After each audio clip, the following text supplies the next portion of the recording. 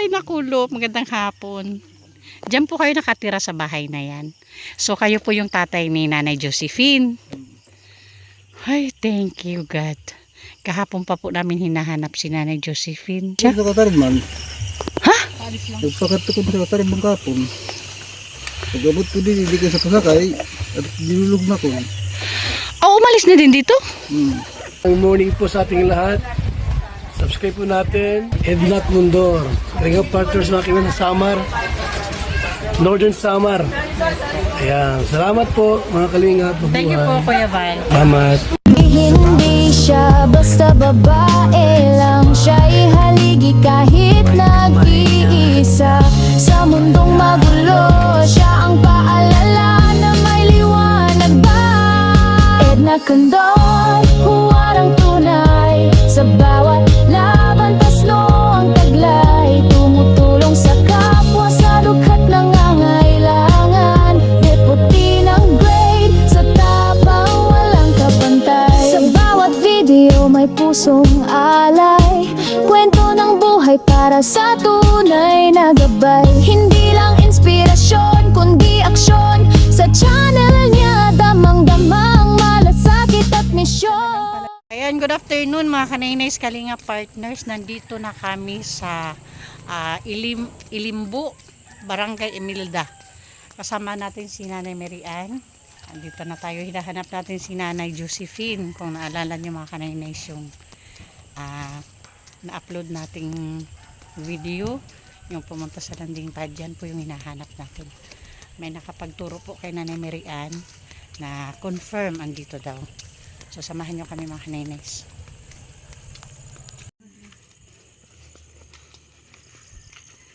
Salamat, Nay. Sa may kanto, sa may bayabas. May bayabas talaga ni Mary Ann. Parang gumanda yung pakiramdam ko. Nung marinig ko si Nanay, tinuro kami doon daw sa may bayabas.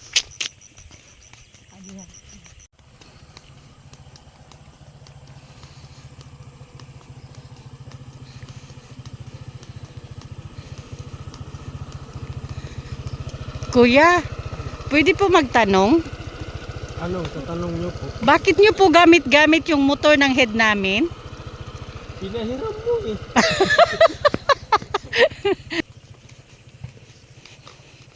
At the same time na Mary Ann, parang nag-walking na din tayo, exercise. Pero okay lang kasi hindi naman mainit. In fairness, maganda yung daan, ano? Kahit konti lang yung pathway nila, kahit maano masikip. At least, simentado. Kaya yung motor pumasok. Pero pinili namin ni Nanay Mary Ann ang mag-walking. Para sa next. Para at the same time, mabawasan na din yung mga fats namin. May pangarap pa naman kami maging sumiksi, di ba, ni Mary Ann? Sino bang ayaw? Ayan na yung kuya na gumagamit ng motor. O yan na yan. Kasi sa may bayabas daw.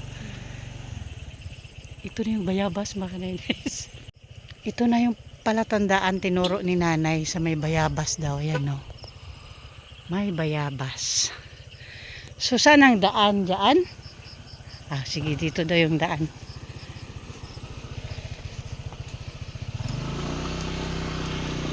Ang laking bayabas o laking puno pero walang bunga. Kala ko pa naman makakain tayo ng bayabas.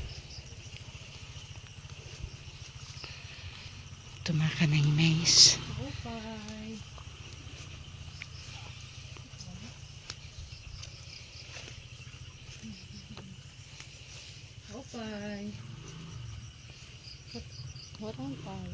Maupay.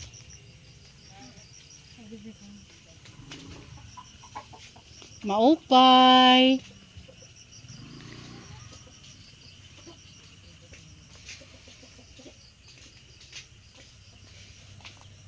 May tao nga didoy.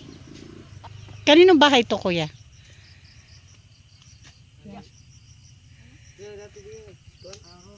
Mauna di. Ah. An na-star nga di hain. At ito pa lang sa bukid. Lalaki? Babae? Walang ibang nakatira dito? Sila lang? Siya lang? May nakita kayong babae na nakatira dito, pati mga bata? Gumikanta. Umalis na? Sino? Ang tatay. Ang tatay. Asan? Pabukid daw. Ang tatay ito niya. Ayun mga kanainays, dito kami tinuro, nandito daw, pero walang tao. Oh, open siya pero walang tao. Pero may nakikita ko doon, nakatayo.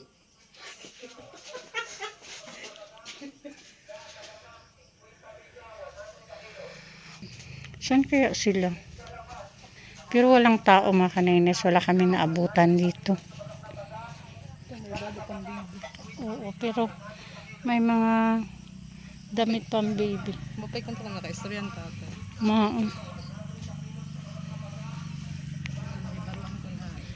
Tapos wala kami mapagtanungan dito kasi walang ibang bahay dito, sila lang.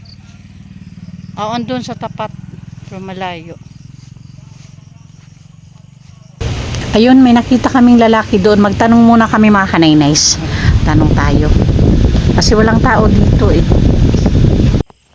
Tatay, maupay na kulo. Magandang hapon. Diyan po kayo nakatira sa bahay na yan. So kayo po yung tatay ni Nanay Josephine. Ay, thank you God. Kahapon pa po namin hinahanap si Nanay Josephine. Sa katarin man. Ha? Nagpakatukod sa katarin ng kapon. Pag-abot ko din, hindi ko sa pasakay at dinulog na ko. Oh, umalis na din dito? Pero mga bado, ada pagad. Kabataan na kaniya upod. So hindi na sila babalik dito? Babalik taga dito.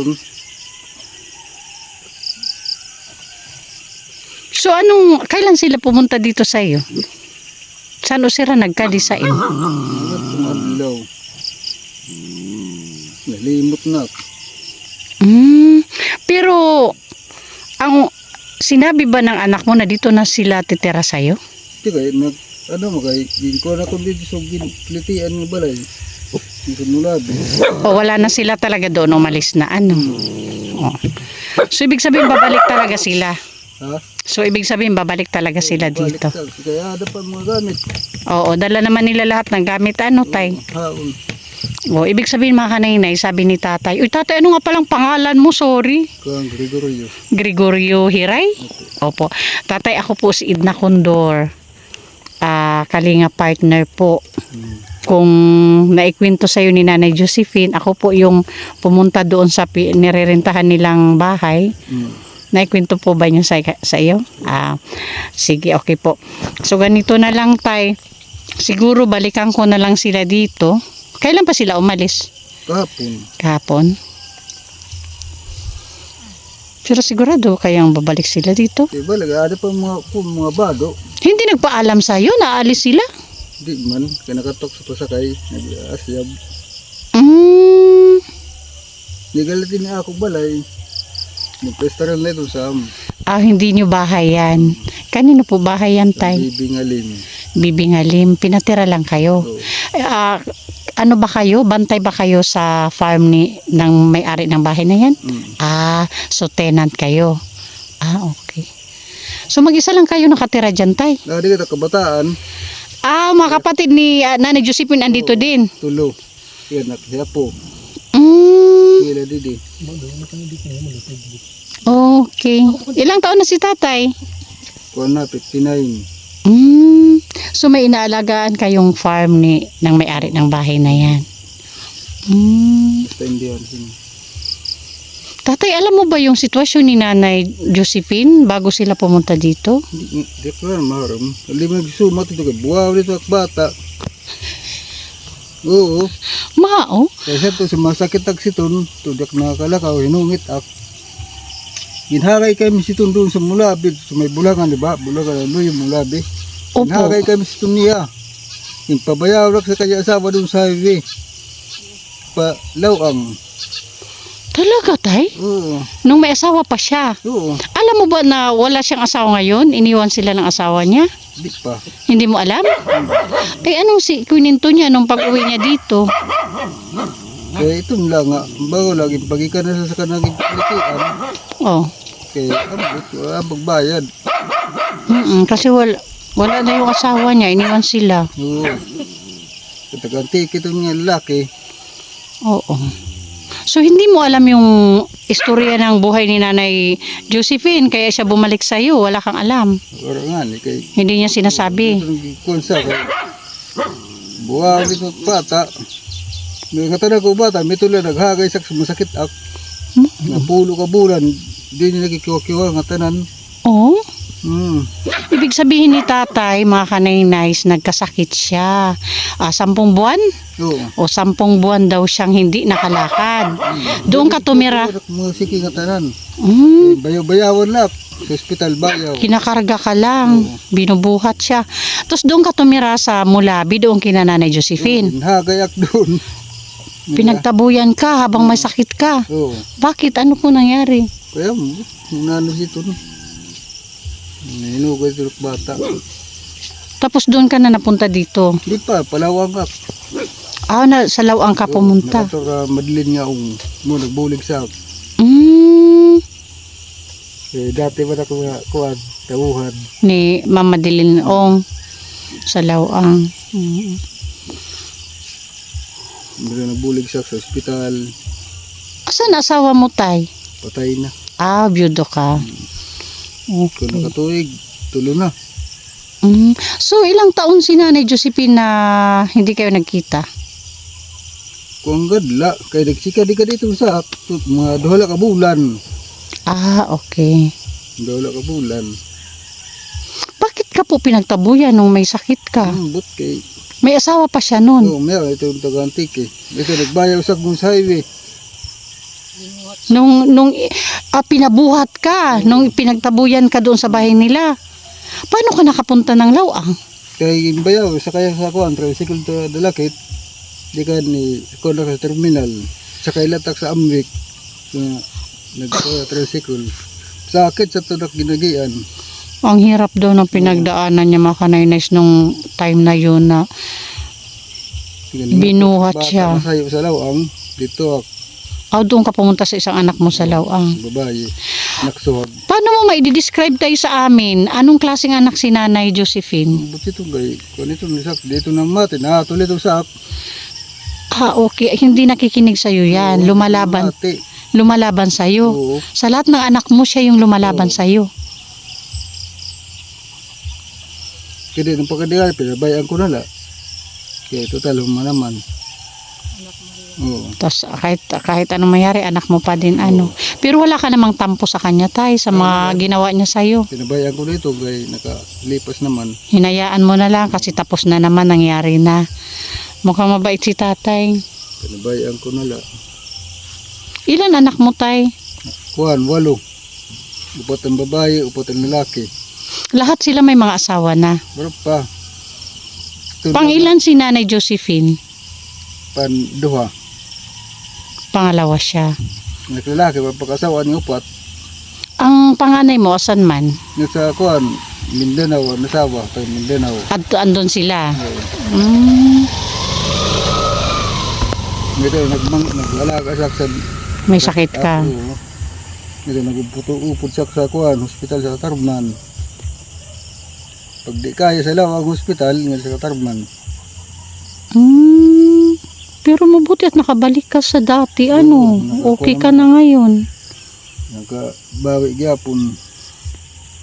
Anong pagkatapos ng nangyari, pagbalik sa'yo ni Nanay Josephine, anong usapan nyo? Wala lang, parang walang nangyari lang. Oo, lagdag ko ito siya. Hinayaan mo na lang. Hinayaan na lang daw ni Tatay Gregorio yung mga nangyari kasi tapos naman daw na. Total, naman. Tapos anak mo naman ano. Kasi ang bahala. Ang Ginoo nala.